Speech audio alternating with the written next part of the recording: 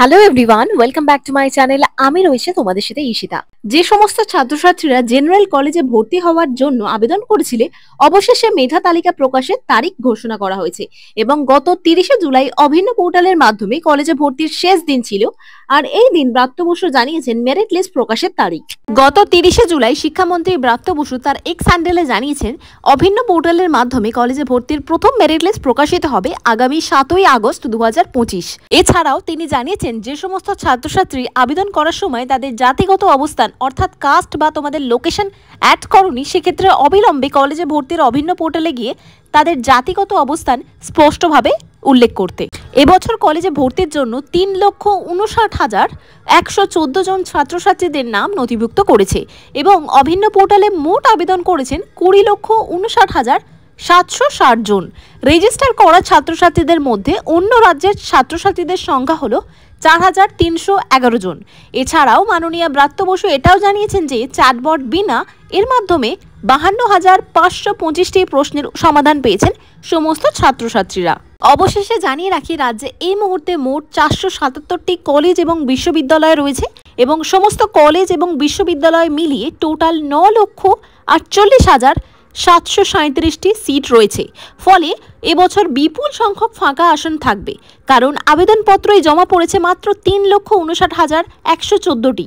তাই চিন্তা করার কোনো কারণ নেই। তুমি যদি তোমাদের পছন্দের কলেজ না পাও, সেক্ষেত্রে পরবর্তী মেরিট লিস্টে তোমাদের নাম কিন্তু অবশ্যই আসবে।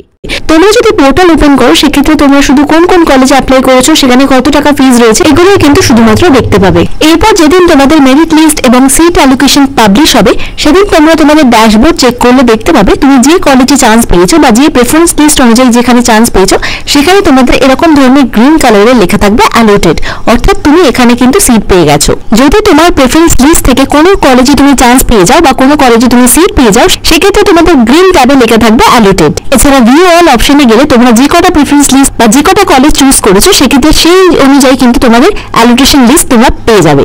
এবার তোমরা ড্যাশবোর্ডে ফিরে গেলে দেখতে পাবে যে কলেজে তুমি চান্স পেয়ে গেছো, অর্থাৎ প্রেফারেন্স লিস্ট অনুযায়ী বা প্রেফারেন্স লিস্ট 2 অনুযায়ী তুমি যদি যেই কলেজে চান্স পেয়ে যাবে, সেই প্রেফারেন্স লিস্টের এগেইনস্টে তোমাদের কিন্তু একটা কংগ্রাচুলেশন মেসেজ দেওয়া হবে। তুমি এখানে সিট বা চান্স পেয়ে গেছো এবং তোমাকে এখানে অ্যাডমিশন নিয়ে অর্থাৎ কলেজের ফিস পেমেন্ট করে এখানে অ্যাডমিশন নিতে হবে। যেমনটা তোমরা এখানে দেখতে পাচ্ছ টেক অ্যাডমিশন বলে লেখা রয়েছে।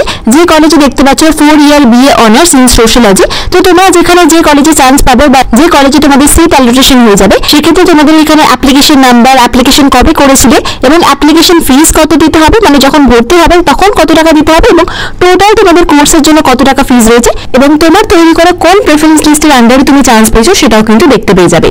এবং নিচে কিন্তু একটা গুরুত্বপূর্ণ কথা লেখা রয়েছে যে be careful, if you are allotted a slot and don't take admission within this time, you will not allowed to take admission further in this process. তুমি যদি এই ফেজের মধ্যে অ্যাডমিশন না নিয়ে থাকো, তাহলে কিন্তু পরের বারে তুমি এখানে আর চান্স পাবে না, তোমার জায়গায় কিন্তু অন্য কাউকে সিট দিয়ে দেওয়া হবে। এরপর অ্যাডমিশন নেওয়ার জন্য নিচে দেখতে পাচ্ছ টেক অ্যাডমিশন অপশন রয়েছে, সেখানে ক্লিক করলে তোমাদের এরকম একটা ইন্টারফেস শো হবে, যেখানে তোমরা দেখতে পাচ্ছ সিলেক্ট সিট, যেটা আনরিজার্ভ থাকবে এবং এরপর দেখতে পাবে এখানে তোমাদের অটো আপগ্রেডেশন রয়েছে, অর্থাৎ তুমি এই কলেজে অ্যাডমিশন নিয়ে নেওয়ার পর অন্য যদি তোমার প্রেফারেন্স লিস্ট থেকে কোনো অন্য কলেজে যদি চান্স পাও, সেক্ষেত্রে তোমাদের কলেজ তুমি পরবর্তীকালে শিফট যদি করতে চাও, সেখানে ইয়েস করবে, আর যদি না করতে চাও তাহলে নো করবে। তাহলে এই কলেজে তোমার ফাইনাল হয়ে থাকবে, তুমি আর অন্য কলেজে শিফট হলেও হতে পারবে না।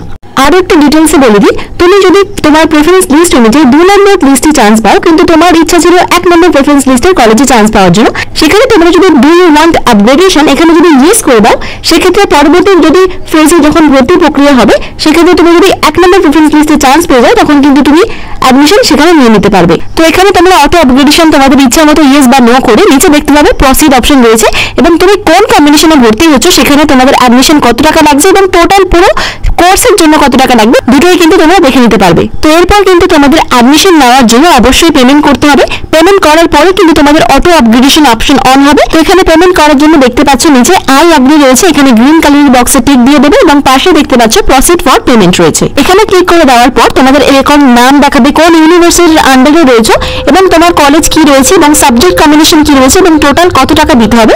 এরপর তুমি কোন মোডে পেমেন্ট করবে সেটা সিলেক্ট করে দেবে। দুটো অপশন রয়েছে, দেখতে পাচ্ছ বিল ডেস্ক রয়েছে আর একটা এজেন্সি অ্যাভিনিউ রয়েছে, সেটা চুজ করে নেওয়ার পর তোমাদের কিন্তু টাকাটা দিতে হবে। তারপরে দেখতে পাচ্ছ প্রসিড রয়েছে, সেখানে ক্লিক করে দেওয়ার পর তোমাদের অপশন রয়েছে নেট ব্যাংকিং রয়েছে, কিউআর রয়েছে, ওয়ালেটস রয়েছে, এছাড়া ক্রেডিট বা ডেবিট কার্ড রয়েছে, এছাড়া ইউপিআই অপশনও কিন্তু তোমরা পেয়ে যাবে। তোমরা চাইলে তোমাদের ইচ্ছা মতো যে কোনো অপশন থেকে পেমেন্ট করতে পারবে।